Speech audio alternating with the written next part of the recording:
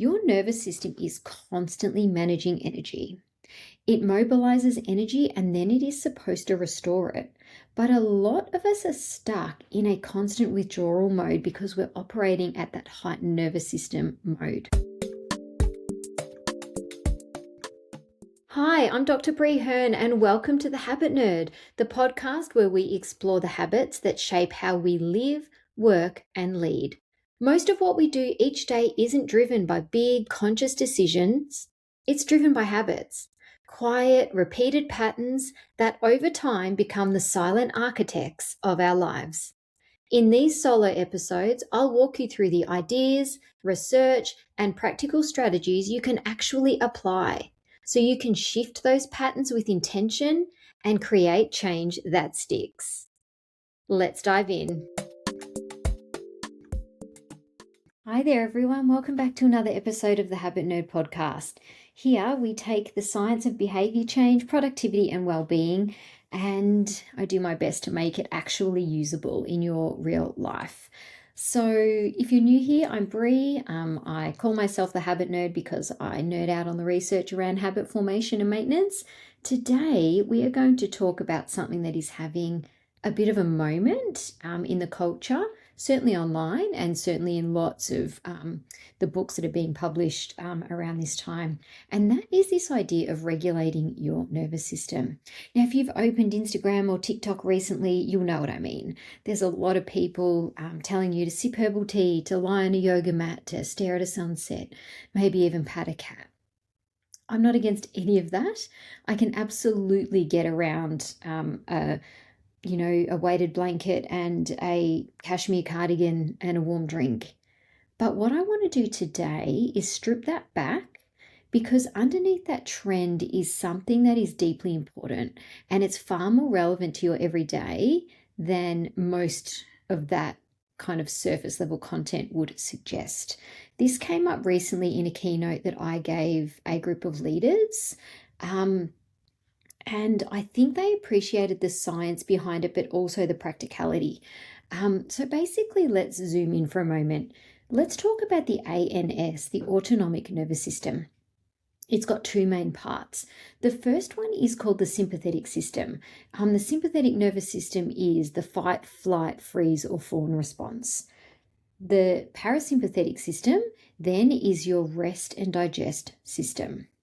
Now, the sympathetic nervous system is not the villain.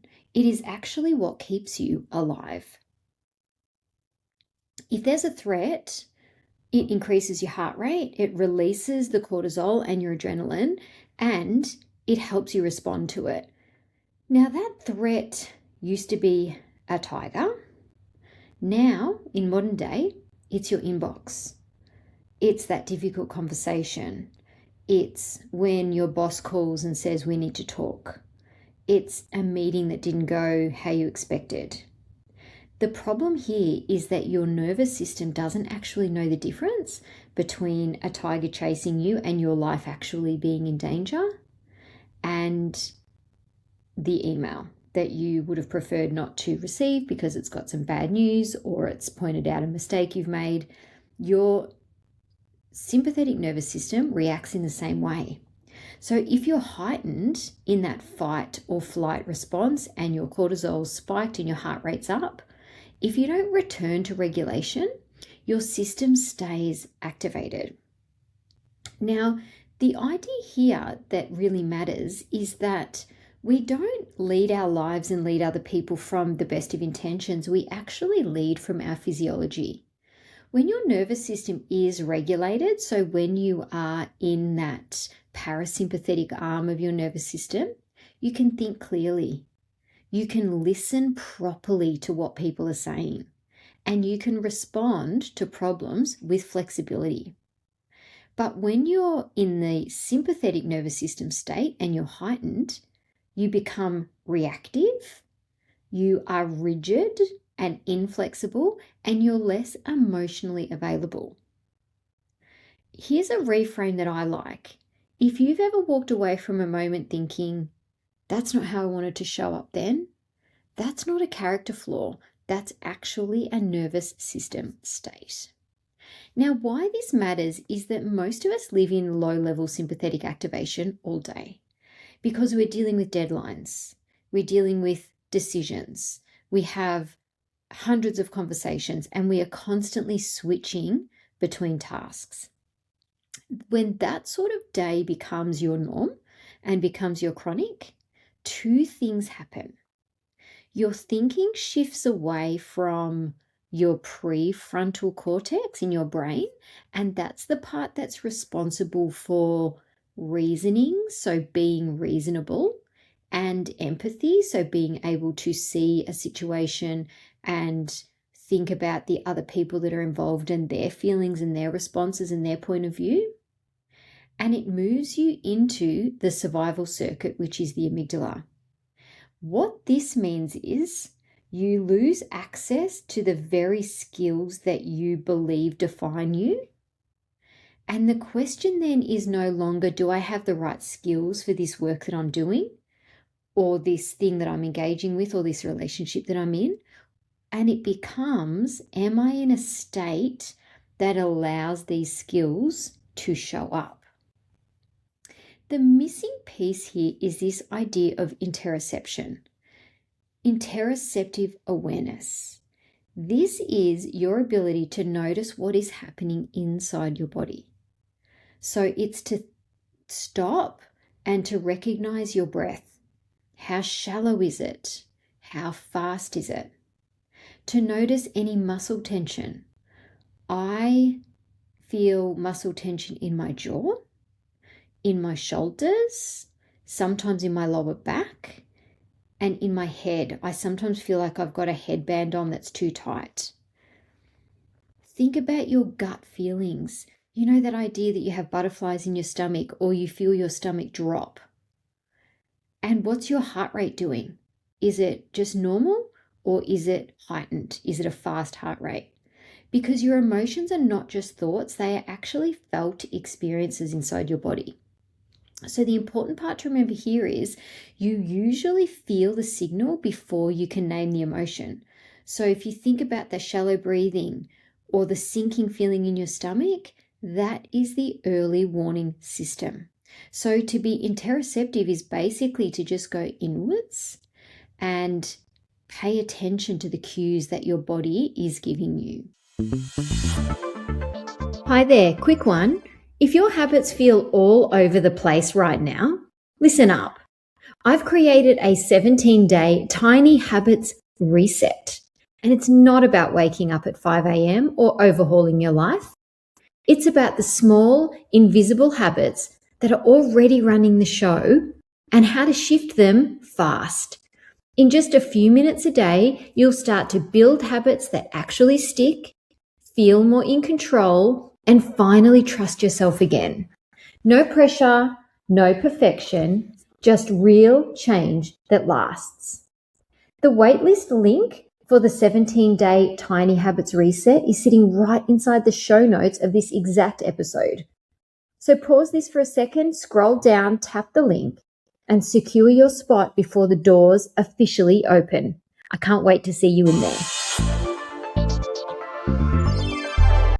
Now, one simple tool that might work if you feel like you're stressed and you are operating at that sympathetic nervous system and you're looping internally, your brain might interpret that as a continued threat.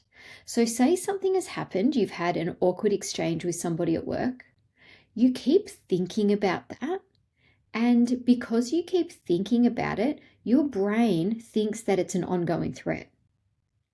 If you break that circuit and write it down though, you can move that out of your head, you activate your thinking brain, and you slow your system down physiologically, because to actually do the act of writing on a piece of paper is putting your attention to something other than the problem. So you're focusing on pressing hard enough on the piece of paper, your pencil grip, and getting what's in your head down onto the paper.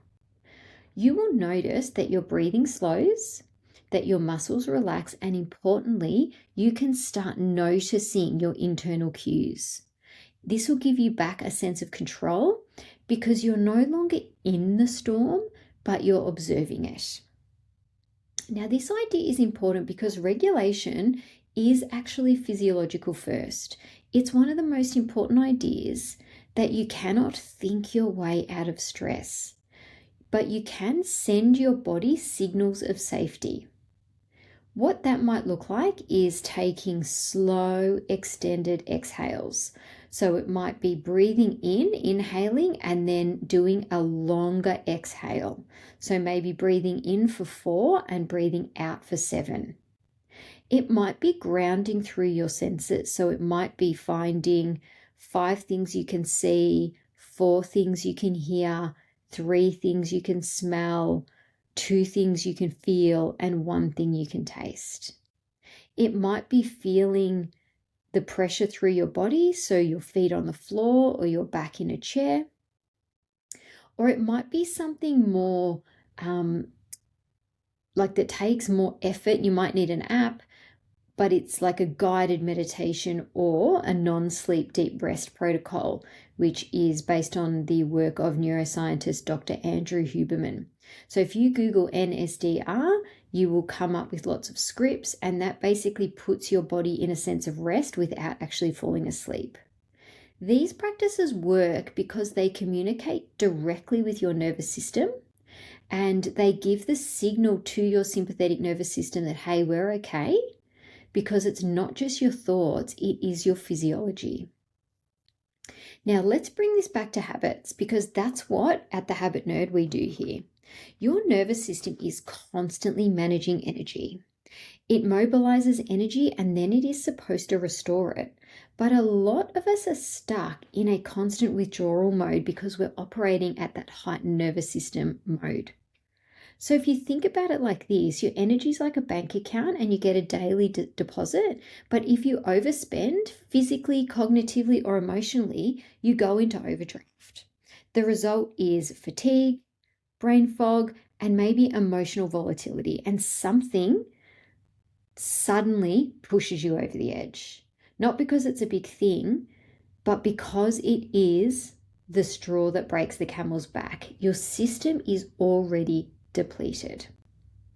So habit nerds, what do we do with all of this information? Because the goal is not to eliminate stress. That would be like trying to control the weather. The goal is to build yourself into something that can withstand the stress. You can't overhaul your whole life, so you don't need to try and optimize everything. But the actions that I want you to take from this very short but hopefully helpful episode today is 3 things. First one, notice one body signal today. Is it your energy levels? Is it tight shoulders? Is it short breathing? Is it pain or tension in your jaw? The second thing you could try is to respond with one regulation action.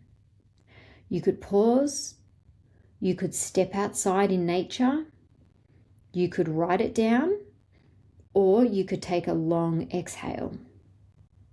And the third thing is to get cognizant and ask yourself this question: what state am I in right now? And what would help me shift that state? Because the future of getting through your work, the future of you leading yourself and leading other people, and the future of your relationships is not about knowledge. It's not about what you know. It's about whether your system is in a state that allows you to access what you know. So I hope that reframing of the 2 parts of the autonomic nervous system were something to think about today for you, and I hope helpful as always, because that's all I ever want to be, is helpful. But just think about this idea of interoceptive awareness, tuning into your body and its cues, and then making a few small shifts, even just one small shift, to try and get you out of that sympathetic fight or flight heightened state and back to the parasympathetic rest and digest system as quickly as you can, because that's where you will do your best work, and that's where you will be the best person that you can be for yourself and for the people that love you. I hope that has given you some food for thought today. I'd love to hear how you're actioning some of these insights, or if you think it's helpful, I'd love you to share it with somebody, or tag me on a post on Instagram. This helps me get this Habit Nerd message out to even more ears, and I'm so grateful for you spending the time with me today. Until next week, take care. If this episode resonated with you, I'd love you to share it with someone who might need it too. Because sometimes one conversation, one idea, or one small shift can change everything. Thank you for being with me here on the Habit Nerd podcast. I'd like to acknowledge the traditional owners of the land on which this episode was recorded, the Wurundjeri Woiwurrung people of the Kulin Nation, and pay my respects to their elders past and present. Take care, habit nerds, and remember, the habits you practice today are quietly shaping your tomorrow.